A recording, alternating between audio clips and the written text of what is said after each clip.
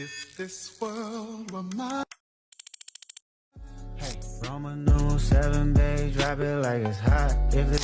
एक dark side भी मैं इसके साथ साथ आप लोगों के साथ जापान की शेयर करूंगी, तो वीडियो को अंत तक ज़रूर देखिएगा बिकॉज़ आई एम श्योर कि आपने ये वाली बातें पहले नहीं सुनी होंगी। फुल जापानीज स्टाइल में आज आ रहे हैं, जैसे मुझे ट्रेन लेनी है। इस साइड क्योंकि अब चेंज होगी, वो सब चेंज वगैरह कर रहे हैं। प्योर जापानीज़ तरीके से जापानीज़ लाइफस्टाइल मैं आप लोगों को दिखा रही हूँ कि यहाँ पे किस तरह का होता है। क्योंकि एक तो ये कोई है नहीं, कोई बहुत बड़ा शहर नहीं है ये, जिस तरह ओसाका है, नगोया है, टोक्यो है। जस्ट नॉर्मल सिटी जहाँ पे साइड पे अगर आप दूसरे साथ जो छोटे छोटे शहर वहाँ पे जाएं तो बहुत एक विलेज स्टाइल, बहुत ही पुरसुकून नेचर वाला खूबसूरत सा माहौल आपको देखने को मिलेगा। क्योंकि मुझे वीडियो भी बनानी है और इस टाइम पे सिर्फ मैं हूँ, कितनी अच्छी बात है। आई होप कि और ना कोई आता कि मैं इजीली वीडियो बना सकूँ। Such an introvert thing to say, but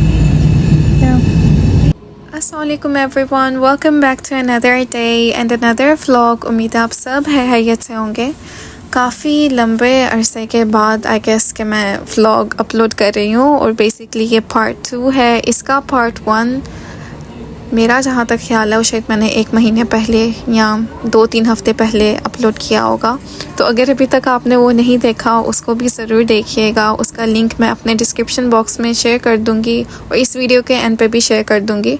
तो बेसिकली उस वीडियो में मैंने आप लोगों को एक जगह दिखाई थी जो कि to me it looked more like an abandoned city, क्योंकि वहाँ पे मैंने किसी को नहीं देखा, ना कोई आवाज़ आ रही थी, ना कोई गाड़ी थी। For me it was very weird, क्योंकि जापान में रहते हुए काफ़ी एक लंबा अरसा हो चुका है। ऐसी जगह मैंने आज तक नहीं देखी कि जहाँ पे गाड़ी भी नहीं कोई नज़र आई।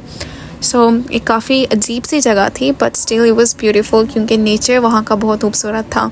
तो मैं वहाँ पे क्यों गई, किस तरह की जगह थी, क्या था, वो सब मैंने पार्ट 1 में सारी स्टोरी शेयर की है। तो आप वो जाके ज़रूर देखिएगा। और जापान में फॉरेनर्स लोगों को किस तरह की प्रॉब्लम्स फेस करनी पड़ती हैं वो भी मैंने शेयर किया है, स्पेशली स्टूडेंट्स को, तो वो आप देख सकते हैं। तो खैर वापसी पे I am travelling to public transport, क्योंकि मुझे यहाँ का इलाका मैं फ़र्स्ट टाइम आई थी तो एक्सप्लोर करना था कि किस तरह की जगह है, कौन कौन सी रूट है, कि अगर कभी कोई ज़रूरत पड़ जाए तो किस तरह जा सकते हैं। तो बिल्कुल एक जापानी स्टाइल में ट्रैवल किया, लेकिन ऑनेस्टली स्पीकिंग मुझे काफ़ी मज़ा आया था, क्योंकि आई डू लव नेचर और यहाँ का नेचर बहुत ही ज़्यादा खूबसूरत था। तो घर आने के बाद दाल चावल बनाए, क्योंकि कुछ सिंपल खाने का, देसी खाने का मूड हो रहा था। सो सिंपल सा खाना बनाया, एंजॉय किया बैठकर।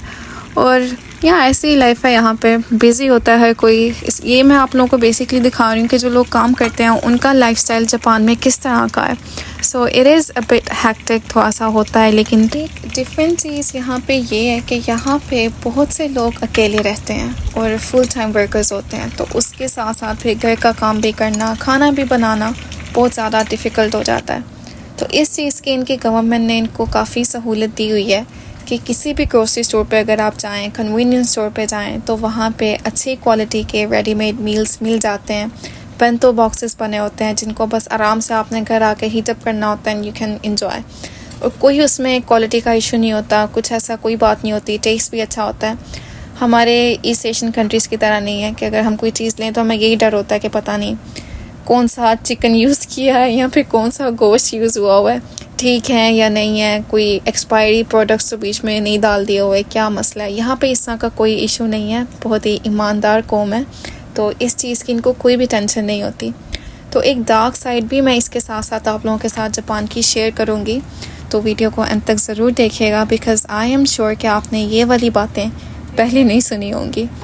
जापानीज़ लोगों की लाइफ का वर्क लाइफ बैलेंस बहुत ही ख़राब होता है। यहाँ पे आज से आप कह सकते हैं कि कुछ साल पहले तक काम करने की वजह से हर साल इतनी ज़्यादा डेथ्स होती थी कि हर साल वो नंबर इंक्रीज़ होता जा रहा था। और फिर मुझे आज भी याद है कि मैंने हाई स्कूल में इसके ऊपर नेशनल लेवल पे डिबेट भी हुई थी और उसके बाद ही गवर्नमेंट ने इस डिस्कशन को उठाया और फिर कोविड के बाद जाके ये रूल बना कि नहीं, इस स्पेसिफिक टाइम के लिए ही सिर्फ काम कर सकते हैं, या फिर एक वीक में आप सिर्फ इतने घंटे काम कर सकते हैं, एक महीने में इतने घंटे काम कर सकते हैं, इसके ऊपर आप एक्सीड नहीं कर सकते। तो ये बाद में जाके कुछ अरसे पहले की ही ये बात है, नहीं तो पहले तक यहाँ पे हर साल काम की वजह से लोग मर रहे थे। ये शायद आपने पहले नहीं सुना होगा। I know it's very weird, लेकिन यहाँ पे इस तरह के केसेस बहुत ज़्यादा होते जा रहे थे। आप लोगों को पता ही होगा कि जापान में जो है इतनी ज़्यादा यंग जनरेशन नहीं है, तो कुछ वर्क लोड भी होता था, वर्क कंप्रेशन भी होता था, स्ट्रेस भी होता था, जिसकी वजह से ये रीज़न बन रही थी। अब थोड़ा सा हम हिस्ट्री में जाएं तो आप लोगों को पता ही होगा कि वर्ल्ड वॉर 2 के बाद जापान की कितनी ज़्यादा डिस्ट्रक्शन हुई थी। तो ये चीज़ तब से ही चली आ रही है। तब इनकी आवाम ने, इनके लोगों ने खुद से ये वादा किया था कि हम काम करेंगे और जापान को दोबारा उस ऊंचाई पर लेकर आएंगे, और बिल्कुल उन्होंने उस चीज़ को प्रूव भी किया।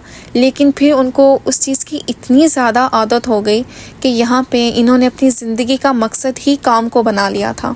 अगर आप यहाँ पे घर देखें मोस्टली तो इतने छोटे छोटे होते हैं that you will be shocked. आपको ऐसे ही लगेगा कि आप किसी मिनी वर्ल्ड में आ गए हैं।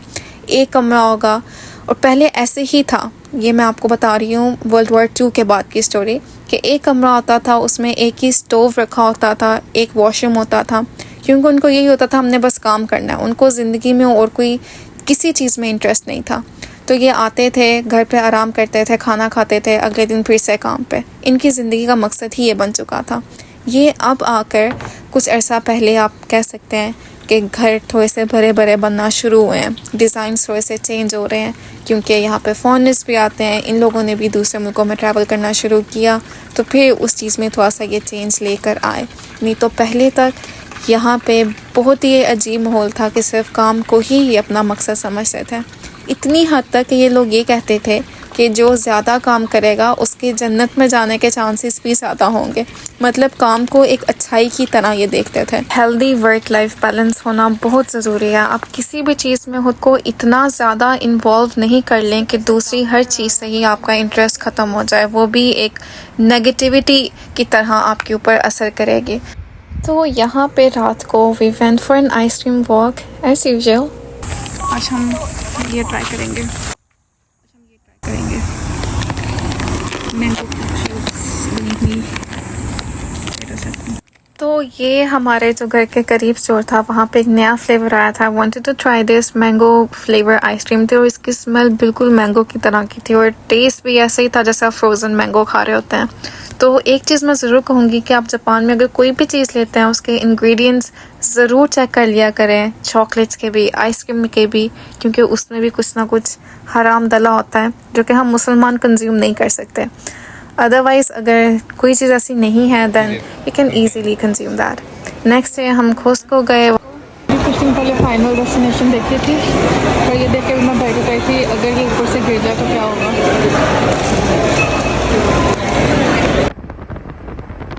तो यहाँ पे घर आने के बाद शाम को I went to see the beautiful sunset. और आज का क्योंकि हमारा व्लॉग वर्क रिलेटेड था, तो उससे रिलेटेड ही एक मैसेज मैं आप लोगों के साथ शेयर करूँगी कि यहाँ पे जापान में ब्लैक कंपनीज़ भी होती हैं। इतनी ज़्यादा नहीं होती लेकिन हैं, मतलब कि ज़ीरो नहीं है। ये अब जब गवर्नमेंट ने थोड़े से स्ट्रिक्ट रूल्स बनाए हैं तो कम हो चुकी हैं, लेकिन बहुत सी अभी भी हैं।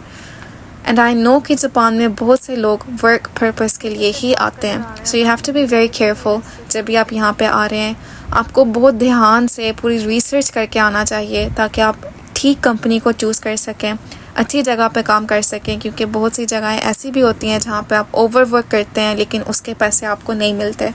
या फिर अगर आप कहीं पे कॉन्ट्रैक्ट करते हैं और आपको वो जगह नहीं पसंद आती, तो वो कॉन्ट्रैक्ट कैंसिल करना बहुत ज़्यादा मुश्किल होता है। आप नहीं कर सकते जब तक आपका कॉन्ट्रैक्ट है। सो ये कुछ चीज़ें हैं जिसके लिए you have to be careful. अपनी अच्छे से रिसर्च करें और ठीक से इंजॉय करें अपना टाइम यहाँ पे जापान में। बस यही है, जापान नहीं, आप किसी भी जगह पे जा रहे हैं, you have to be careful for your own self. आपको खुद से खुद के लिए रिसर्च करनी है, किसी दूसरे के ऊपर डिपेंडेंट इतने ज़्यादा नहीं हो जाएं। खुद से रिसर्च करें और इंशाल्लाह सब कुछ बेहतर होगा। सो या that is the message for today. Thank you so much for watching my video. इसी तरह के मैसेजेस मज़ीद मैं शेयर करती रहूँगी, जापान से रिलेटेड, लाइफ से related. So do watch my vlogs. और अगर अभी तक आपने इस चैनल पर सब्सक्राइब नहीं किया then do subscribe my channel. Thank you so much for watching this video and until next time, अल्लाह हाफिज़।